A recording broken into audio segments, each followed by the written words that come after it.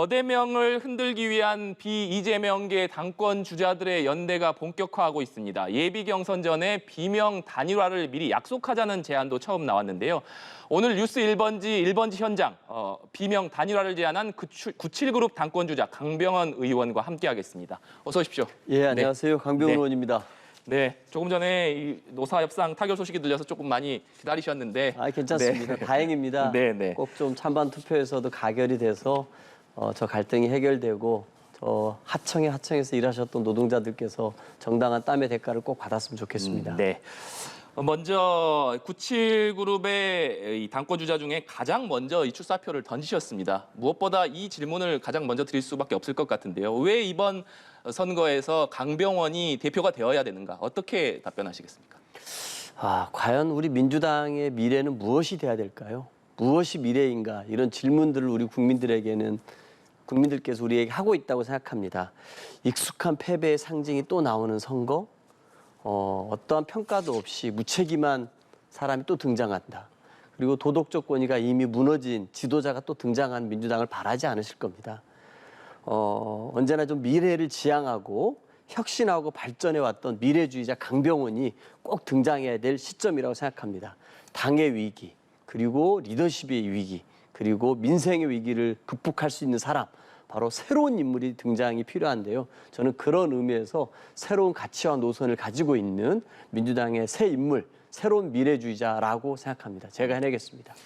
도덕적 권위가 무너진 후보 말씀해 주셨는데 잠시 후에 그 부분도 좀 얘기를 나눠보겠습니다만 일단 출마 선언에서 새술은 새부대 이런 말씀을 하셨습니다. 아무래도 97그룹으로 분류되고 계신데 또 일각에서는 86그룹과 97그룹이 그렇다면 과연 다른 점이 무엇이냐 이런 얘기도 나오고 있거든요. 이 부분에 대해서는 어떻게 답하시겠습니까? 97그룹이 단순히 나이가 젊다만으로 승부해서는 안 된다고 봅니다. 이런 세대 교체 이상의 시대 교체를 해낼 수 있는 뭔가 낡음을 대체할 수 있는 새로운 세계관으로 우리 국민들 앞에서 나타나야 된다라고 생각을 합니다. 과거 86그룹 같은 경우는 군사 독재 시절에 대항하면서 민주화를 이루었던 세대입니다. 또 한편에서는 그렇게 하다 보니까 세상에 이 군사 독재에 대항했던 민주화 세력이라고 하는 우리가 옳다라고 하는 그런 생각이 확고했던 집단 아니겠습니까? 이게 조금 더 잘못되다 보니까 나만 옳다, 나만 진리다, 진리를 독점하고 있다라는 그런 세계관으로까지 나아갔다라고 생각이 듭니다. 제가 일례로 임대차 3법을 한번 예를 들어보겠습니다. 임대차 3법의 핵심은 임차인들의 권리를 강화하기 위해서 임대 기간을 2년 플러스 2년으로 하고 임대료를 5%로 상한하는 그런 제도 아닙니까?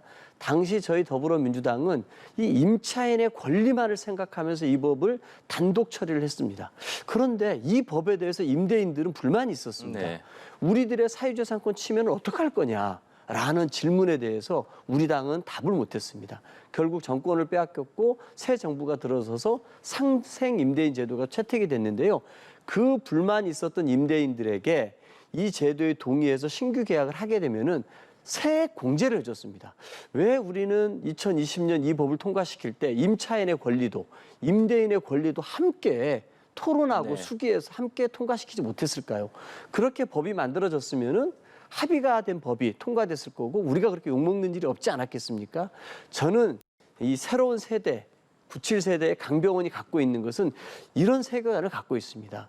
무조건 우리가 이분법으로 나뉘어가지고 임대인도 우리 국민이라고 하면은 그들의 아우성에 대해서도 국회가 포용할 수 있는 그런 새로운 시대 교체를 할 수 있는 사람이 바로 97세대의 리더 강병원이라고 생각합니다. 네, 어떻게 본다면 반성문을 조금 써주셨는데 출마 선언을 하시면서 여러 가지 주목받는 내용의 공약을 발표하셨습니다. 공천권 포기, 또 국회의원 특권 내려놓기 이런 것들을 발표하셨는데 그중에서도 관심을 받는 부분이 국회의원 자격 정지 제도입니다. 이것이 구체적으로 무엇이고 어떤 배경에서 이것을 제안하셨는지도 말씀 부탁드리겠습니다. 아마 우리 국민들께서 국회의원들 바라보면 정말 그 권위가 땅바닥에 떨어져 있지 않습니까? 아마 정치 불신이 너무 심각한데 그것은 국회의원들이 여러 가지 비리도 저지르고 뭔가 내로남불의 상징처럼 되어 있다 보니까 정말 열심히 일하는 국회의원들이 많습니다. 절대 다수임에도 불구하고 그 몇 사람들 때문에 국회의 권위가 정말 땅바닥에 떨어져 있는 게 사실입니다. 저는 왜 이렇게 돼 있냐면요. 국회의원들 중에서 잘못하면은 국회 윤리특위에 보내서 벌을 주려고 하는데도 이 윤리특위가 국회의원들로 구성돼 있고 여야가 동수다 보니까 제대로 작동이 안 됩니다. 저는 그래서 이번에 이 정치개혁 혁신안으로 뭘 제시했냐면요. 이 국회 윤리특위를 국회의장 직속으로 100% 외부인으로 구성하는 겁니다. 그래서 성비위가 됐든 부정부패가 됐든 부동산 투기가 됐든 이 윤리특위에서 정말 엄단을 해가지고 조치가 나오면은 자격정지를 시키는 겁니다. 이 자격정지가 된 국회의원에 대해서는 체포 동의안이 필요 없게끔 한다 그러면은 우리 국회에서 그런 비리를 저지르는 극소수 의원들에 대한 처벌도 바로 할 수 있게 되겠고요. 의원들 스스로도 더 이상 그런 비리에 휘말리지 않게끔 더욱더 조심할 것이다라고 생각해서 그런 정치개혁 청사진을 발표했습니다. 네. 여러 공약들을 발표해 주셨는데 민주당 전당대회와 관련해서 세간의 이야기를 들어보면 뭐 어대명이다 뭐 이런 얘기들이 많이 나오고 있는 상황 아니겠습니까? 네. 이재명 의원의 이 당대표 출마에 대해서 당대표가 되면 사법 리스크라는 눈사태가 밀려올 것이다 이런 강한 비판도 하셨는데 이것은 어떤 맥락에서 이해를 해야 될까요? 저는 이재명 의원에 대해서 이 윤석열 정부가 본인들의 이 끝없이 추락하고 있는 지지율을 만회하기 위해서 사정동국, 돌파용으로 이재명 의원에게 부당하게 정치 탄압을 하거나 전 정부에 대한 정치 보복 차원에서 우리 당의 정치인들을 괴롭히는 것에 대해서 저는 결사적으로 반대하고 함께 어깨를 걸고 맞서 싸울 것입니다. 하지만 또 우리 이재명 의원께서도 본인에게 제기되고 있는 의혹의 문제가 혹시라도 우리 당 전체에 위험이 되지 않게끔 노력할 필요가 있다고 생각합니다. 그래서 저는 이재명 의원께서 의원직이나 혹은 당대표직이나 우리 당 전체를 방패막이로 사용하지 않을 거라고 저는 믿고 있습니다. 그리고 또 하나 이런 문제들에 대해서 실질적으로 현실화될 가능성도 크지 않습니까? 좀 이런 것들에 대한 대비도 필요한데요. 저는 이재명 의원께서 스스로 정치 탄압이라고 윤석열 정부와 한동훈 법무부 장관과 맞서 싸우는 것보다는 오히려 강병원이 등장해서 적의 정치 보복이도 부당한 탄압이라고 맞서 싸울 때 오히려 저는 이재명 의원을 더 잘 보호할 수 있다라고 생각합니다. 또 그리고 당사자가 정치 보복이라고 하는 것보다는 저와 같은 강병원이 나서서 정치 보복이라고 할 때 국민들에게 더 설득력을 갖고 국민을 또 우리 편으로 만들 수 있지 않겠습니까? 이런 눈사태를 피할 수 있는 방법은 당사자가 나서서 눈사태를 맞서는 것보다는 이 새로운 젊은 그룹 강병원이 나서서 이 눈사태를 헤쳐나가는 게 국민의힘으로 도입할 수 있는 방안이다. 이렇게 말씀드립니다. 네. 사법 리스크 못지않게 이재명의 민주당이 되면 당이 분열될 것이다. 뭐 이런 우려의 목소리도 나오고 있는 것 같은데 이런 목소리에 대해서는 어떤 입장을 가지고 계십니까? 저는 정말로 이재명 의원께서 대선 과정에서 이재명의 민주당을 만들겠다라고 말씀하셨는데 그 말씀은 정말 저는 좀 잘못된 발언이었다라고 생각합니다. 어느 누구도 우리 민주당을 위해서 헌신하고 봉사해야 되는 게 맞지 않습니까? 선당 후사가 먼저인 것입니다. 우리 박지원 전 국정원장께서 자생당사라고 말을 했는데요. 나는 살고 당을 죽는 이런 선택을 하는 것은 정치인으로서는 있을 수 없다고 생각합니다. 그렇기 때문에 이번에 많은 우리 당의 절대 다수의 의원들과 원로들까지 나서서 이재명 의원의 당대표 출마를 말렸던 것입니다. 대선도 패배하고 지선도 패배를 했습니다. 적어도 이거에 대해서 철저하게 성찰하고 반성하면서 무엇이 문제였는지는 다 함께 공유한 다음에 새로운 정치적 행보를 해야 되는 거 아닙니까?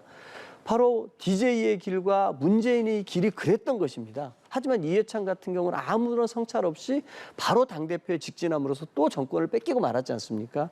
저는 그런 의미에서 우리 이재명 의원께서 본인께서 제대로 된 책임 있는 모습을 보여줄 때 우리 당의 많은 의원들도 이재명 의원 주위로 모일 수 있는 것입니다. 저는 통합을 위해서나 우리 당이 국민의 신뢰를 회복하기 위해서나 이재명 의원께서 좀 더 성찰하는 모습, 그 진솔한 성찰들을 국민 앞에 할 필요가 있다. 된다라고 생각합니다. 네. 통합을 말씀해 주셨는데 민주당의 가장 큰 과제 중에 하나가 역시 당내에 있는 계파 갈등을 추스리는 문제 아니겠습니까?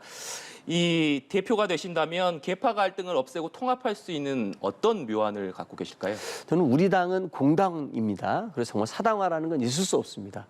지금 강병원이 만약에 강병원의 민주당을 만들겠다라고 하면 저는 정치할 자격이 없다고 생각합니다. 저는 민주당의 강병원이 되려고 하는 것입니다. 저는 특정한 개인이 민주당을 끌고 가는 것이 아니라 당 구성을 존중하는 모두의 민주당을 만들겠다 이런 말씀을 드리고요. 그 구체적인 방안으로 제가 어떤 걸 제안드렸냐면은 이 전당대회 때마다 계파 갈등이 심해지고 줄 세우게 하는 이유는 뭐냐면은 당대표 1인이 공천권을 갖고 있기 때문입니다.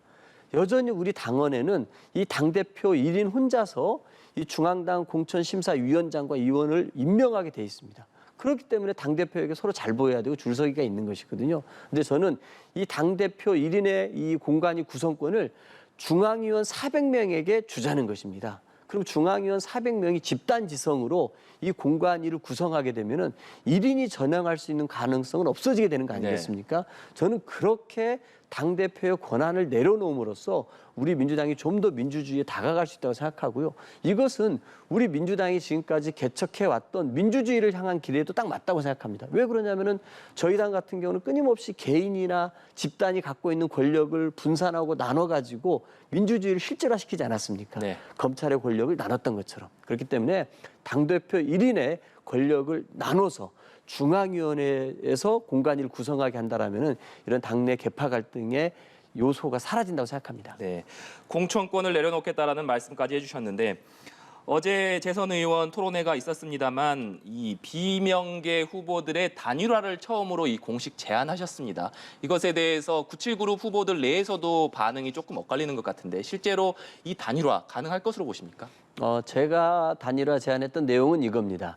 7월 28일에 예비 경선이 있게 됩니다. 그럼 예비 경선 지나면은 3인만 생존하게 되거든요.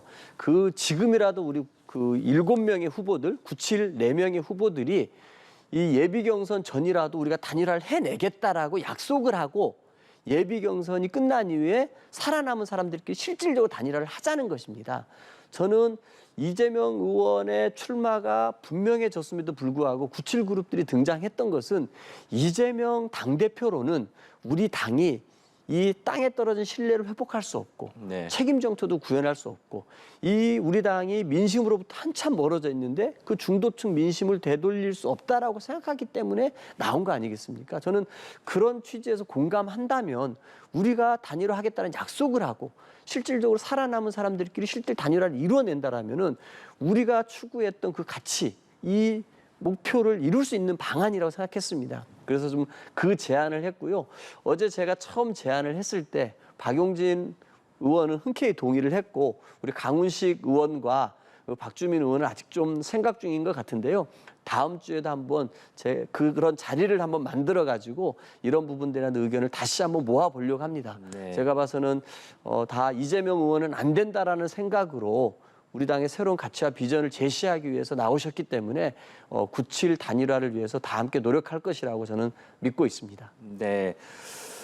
지금 단일화를 말씀해 주셨는데 일각에서는 이 단일화가 의미가 있기 위해서는 이재명 후보를 제외한 나머지 후보들 간에 조금 예비 경선에서 의미 있는 결과가 있어야 단일화가 좀 성사되기가 수월할 것이다. 이런 얘기들이 있더라고요. 이 부분에 대해서는 좀 어떻게 생각하십니까?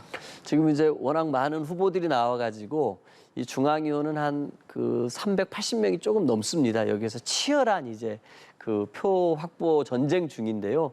저는 그 아마 앵커께서도 느끼시겠지만 민주당을 보면서 많은 실망을 하셨을 겁니다. 그리고 민주당을 바라보는 많은 국민들이나 우리 지지층도 민주당 이대로는 안 된다. 정말로 확 바뀌어야 된다. 정말 면모를 일신하고 혁신하지 않으면 민주당의 미래가 없다는 생각을 다 하실 거라고 생각합니다.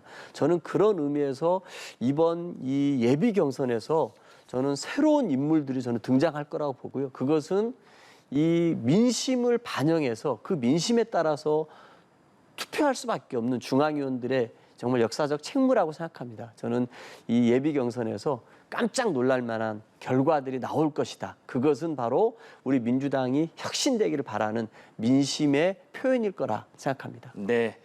지금까지 97그룹 당권 주자인 민주당 강병원 의원과 얘기 나눠봤습니다. 오늘 말씀 감사합니다. 고맙습니다.